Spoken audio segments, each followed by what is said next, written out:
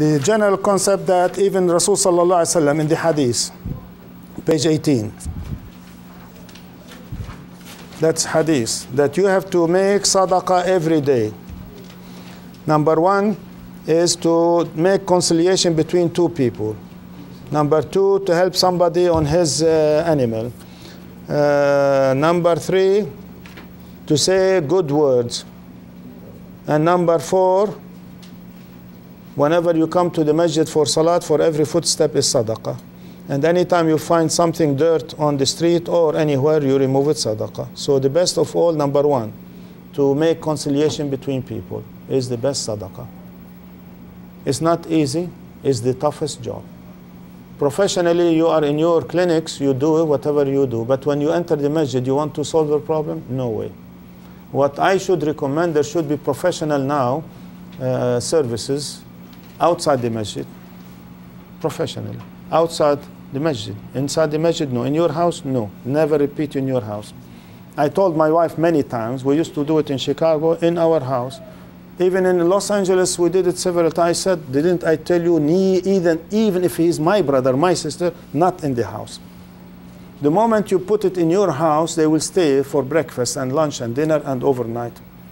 You serve them and they shout and they scream and they want to fight each other inside your house. You try to pacify them, your children are listening all the nasty things. And you are teaching your children not to get married. And your children will tell you, Mom and Dad, if this is the family life, I don't want to marry. And you cannot kick them out. But in the clinic, in the office, you tell them time is over. Come next week. No, I want more.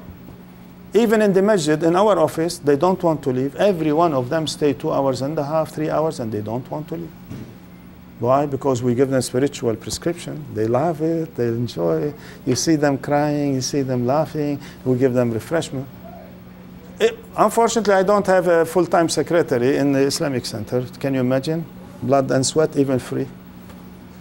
I said, if I have a secretary, whenever I have volunteer secretary, I tell her, anyone who stay more than 1 hour, intercom, buzz me and tell me somebody is waiting. So they can get rid. Even 1 hour. Do you give 1 hour for every patient? I asked one sister, medical doctor in our neighbor, how much do you spend time with every patient? She said 5 minutes. Of course, outside, I mean, the nurse is taking care, but as a physician with your patient, you cannot stay more than that. You have to finish. But I stay 3 hours with one, and they are not yet satisfied. And they don't do what you tell them to do. So why should we do it?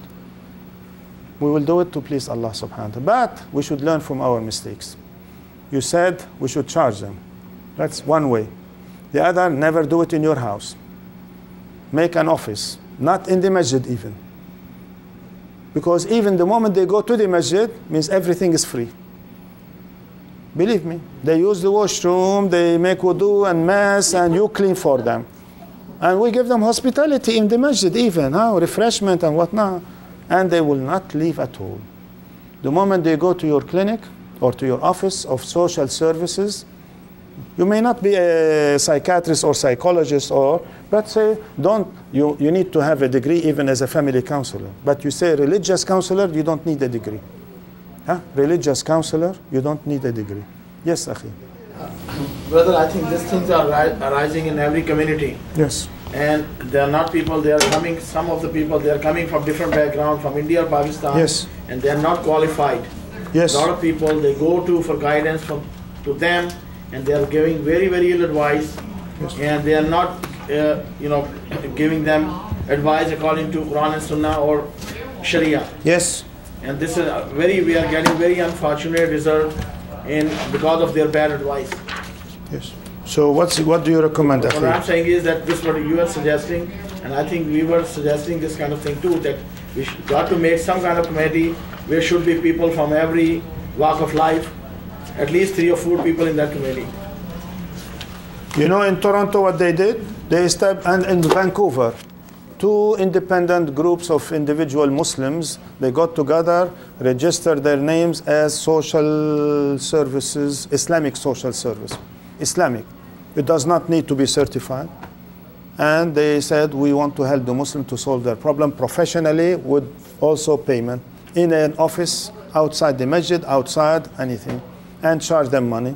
Then they will respect you, they will listen to you. But never ever you start helping unless they fill to other than the forms of regular form, and the pledge that they will not accuse you, they will not sue you, they will not this and that. And the other one, whether they are ready to pledge to follow what you prescribe for them. If they are not ready to follow what you prescribe for them, what for? And tell them at the end, whoever is not going to follow what we prescribe on behalf of Allah, not for us, not on our behalf, on behalf of Allah, if you are not going to follow, we are making dua of curse upon the one who does not want to follow. That's the least spiritually. You want to tell them we'll sue you? Where to sue them? I'll take them to the court of Allah in the Day of Judgment. And I have a whole series of cases to take them to Allah in the Day of Judgment. Believe me, I have so many cases. I left it to Allah subhanahu wa ta'ala.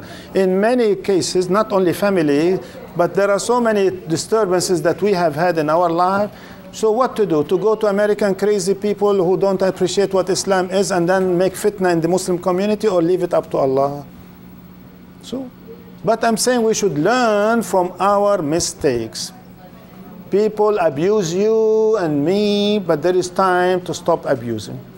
We have to tell them we are professional people and we are ready to help you. Now, yes? I think many of the places we have like Sunday schools. Raise your voice because of the noise. We have Islamic schools, Sunday or Friday schools. I think we need to have in the masjid. Many children come in and the parents leave them as they're living with the babysitter for a couple of hours. I think we should have classes for adults, parenting classes as the children are learning. Because the more we stay away from Quran and Sunnah, this is where the fitna starts. Yeah. All of these are excellent and we should do something. But we have an Arabic proverb, Man yu'alliq al-jaras. Who is going to take the initiative? It was a story about the cats and the rat, and who's going to take that bell and hang it? It's very scary. So don't worry, but believe me, take it seriously from the lips of Muhammad sallallahu alaihi wasallam. And the ayat of Quran says, وَالسَّابِقُونَ السَّابِقُونَ أُولَٰئِكَ الْمُقَرَّبُونَ فِي جَنَّاتِ النَّعِيمِ. Those who take the initiative and do something as a pioneering project, nobody did it, they are the closest to Allah in the Day of Judgment. Don't you want to be close to Allah? At the end of this course, supposed to be established something like that. May Allah bless you. So I'm glad now we are trying to really feel the impact that we should not leave tomorrow night and then say bye-bye. What did we achieve? Talk. No, we should do something. As the brother said, we should at least organize ourselves and delegate responsibilities as a group on different facets and complement each other. And we assign somebody for social services, for religious services, for the economic services, for educational services. In any type of capacity, every 2, 3, 5 will be together and work together. And make it professionally. And don't feel bad that you charge people. If you don't charge people, they don't appreciate you. Why people don't appreciate the masajid? Because free. Why the kana'is, the churches, you have no right to enter any church unless you are a member, paying your 10% monthly, and then donation when you go in also, other than the 10%.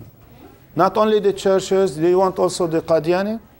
You know the Qadiani from India, Pakistan, in America, 10%. They are very rich people. Agha Khani, also very rich people. Also the Ja'fari school of thought, the Shia are very rich people. They give their imam 20%. Listen, the Shia, they give their imam 20% and they have no right to ask him, what do you do with it? Here, masajid is free. Free. Oh, it's okay. Jannah is free? Is Jannah free?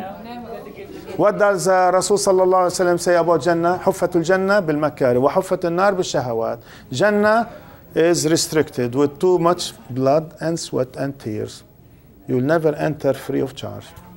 But hell is open with all the vulgarity, immorality, and lust and whatnot. Go to hell. You want to go to hell? Go to hell. But in Jannah, you have to make wudu, every now and then. You have to make salat. Oh, cast your eye. Don't poke your eye. Don't go to nightclubs. Don't do this. It's too much. Of course. If you don't do this, no Jannah for you. Now, before we